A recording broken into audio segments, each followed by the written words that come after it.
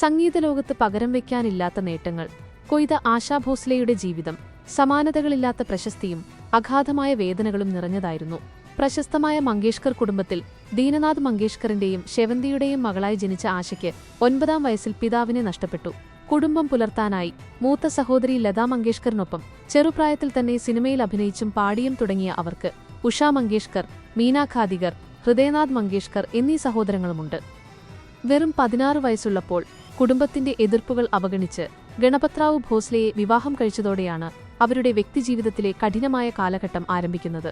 ഈ ബന്ധത്തിൽ ഹേമന്ത്, വർഷ, ആനന്ദ് എന്നീ 3 മക്കളുണ്ടായെങ്കിലും ആ ദാമ്പത്യം തകർച്ചയിലായിരുന്നു. ഭർതൃവീട്ടിലെ പീഡനങ്ങളെ തുടർന്ന് 3ാമത്തെ കുട്ടിയെ ഗർഭിണിയായിരിക്കെ മക്കളുമായി അവർ സ്വന്തം വീട്ടിലേക്ക് മടങ്ങുകയും 1960-ൽ വിവാഹബന്ധം വേർപെടുത്തുകയും ചെയ്തു. വർഷങ്ങൾക്കുശേഷം ഇതിഹാസ സംഗീത സംവിധായകൻ R.D. ബർമനുമായി അവർ ഒന്നിച്ചെങ്കിലും ഈ ബന്ധത്തിൽ കുട്ടികളുണ്ടായിരുന്നില്ല.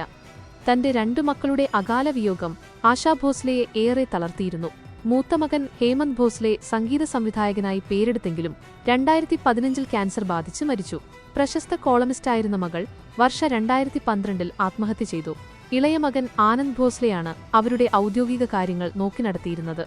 പ്രണയവും സംഗീതവും ദുരന്തങ്ങളും ഇഴചേർന്ന ആ ജീവിതത്തിന് ഒടുവിൽ വിരാമമായിരിക്കുന്നു. നെഞ്ചിലെ അണുബാധയെ തുടർന്ന് മുംബൈയിലെ ബ്രീച്ച് കാൻഡി ആശുപത്രിയിൽ ചികിത്സയിലായിരുന്ന സംഗീത സാമ്രാജ്ഞി ഏപ്രിൽ 12 ഞായറാഴ്ച അന്തരിച്ചു.